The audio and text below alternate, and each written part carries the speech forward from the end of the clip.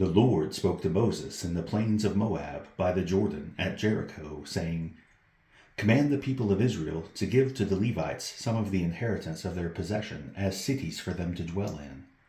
And you shall give to the Levites pasture lands around the cities. The cities shall be theirs to dwell in, and their pasture lands shall be for their cattle and for their livestock and for all their beasts.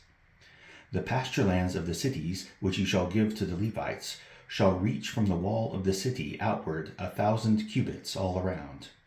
And you shall measure outside the city on the east side 2,000 cubits, and on the south side 2,000 cubits, and on the west side 2,000 cubits, and on the north side 2,000 cubits, the city being in the middle.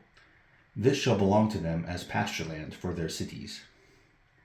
The cities that you give to the Levites shall be the 6 cities of refuge, where you shall permit the manslayer to flee, and in addition to them you shall give 42 cities. All the cities that you give to the Levites shall be 48, with their pasture lands. And as for the cities that you shall give from the possession of the people of Israel, from the larger tribes you shall take many, and from the smaller tribes you shall take few. Each in proportion to the inheritance that it inherits shall give of its cities to the Levites. And the Lord spoke to Moses, saying, Speak to the people of Israel, and say to them, When you cross the Jordan into the land of Canaan, then you shall select cities to be cities of refuge for you, that the manslayer who kills any person without intent may flee there. The cities shall be for you a refuge from the avenger, that the manslayer may not die until he stands before the congregation for judgment. And the cities that you give shall be your 6 cities of refuge. You shall give 3 cities beyond the Jordan, and 3 cities in the land of Canaan to be cities of refuge. These 6 cities shall be for refuge for the people of Israel, and for the stranger and for the sojourner among them, that anyone who kills any person without intent may flee there. But if he struck him down with an iron object so that he died, he is a murderer. The murderer shall be put to death. And if he struck him down with a stone tool that could cause death, and he died, he is a murderer. The murderer shall be put to death. Or if he struck him down with a wooden tool that could cause death, and he died, he is a murderer. The murderer shall be put to death. The avenger of blood shall himself put the murderer to death. When he meets him, he shall put him to death.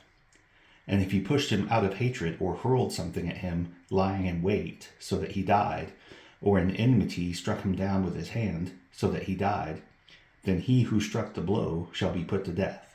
He is a murderer. The avenger of blood shall put the murderer to death when he meets him. But if he pushed him suddenly without enmity, or hurled anything on him without lying in wait, or used a stone that could cause death, and without seeing him dropped it on him, so that he died, though he was not his enemy and did not seek his harm, then the congregation shall judge between the manslayer and the avenger of blood, in accordance with these rules. And the congregation shall rescue the manslayer from the hand of the avenger of blood, and the congregation shall restore him to his city of refuge to which he had fled, and he shall live in it until the death of the high priest who was anointed with the holy oil. But if the manslayer shall at any time go beyond the boundaries of the city of refuge to which he fled, and the avenger of blood finds him outside the boundaries of the city of refuge, and the avenger of blood kills the manslayer, he shall not be guilty of blood, for he must remain in his city of refuge until the death of the high priest. But after the death of the high priest, the manslayer may return to the land of his possession. And these things shall be for a statute and rule for you throughout your generations and all your dwelling places. If anyone kills a person, the murderer shall be put to death on the evidence of witnesses. But no person shall be put to death on the testimony of one witness. Moreover, you shall accept no ransom for the life of a murderer who is guilty of death, but he shall be put to death. And you shall accept no ransom for him who has fled to his city of refuge, that he may return to dwell in the land before the death of the high priest. You shall not pollute the land in which you live, for blood pollutes the land, and no atonement can be made for the land for the blood that is shed in it, except by the blood of the one who shed it. You shall not defile the land in which you live, in the midst of which I dwell, for I, the Lord, dwell in the midst of the people of Israel. The heads of the fathers' houses of the clan of the people of Gilead, the son of Machir, son of Manasseh, from the clans of the people of Joseph, came near and spoke before Moses and before the chiefs, the heads of the fathers' houses of the people of Israel.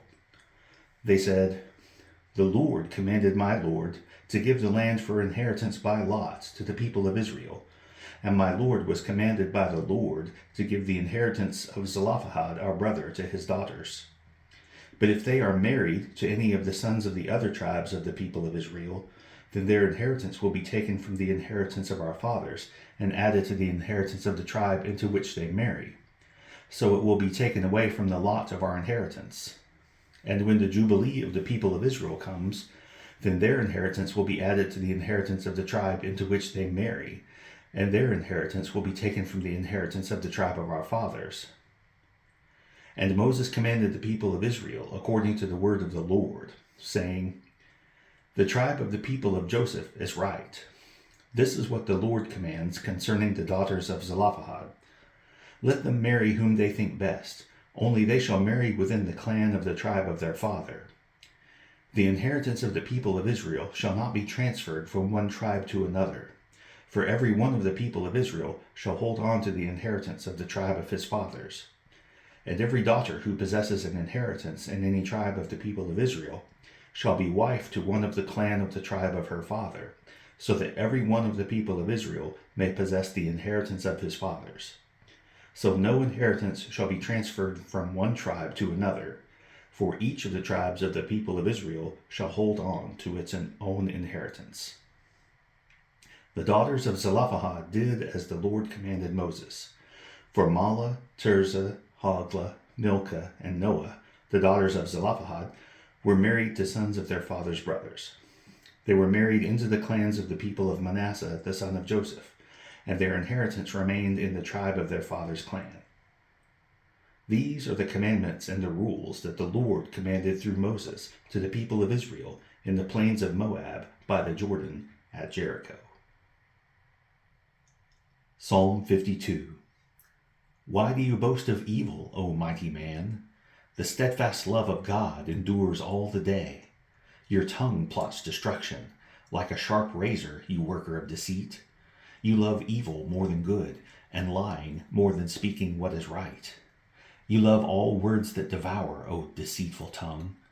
But God will break you down forever. He will snatch and tear you from your tent. He will uproot you from the land of the living. The righteous shall see and fear, and shall laugh at him, saying, See the man who would not make God his refuge, but trusted in the abundance of his riches, and sought refuge in his own destruction.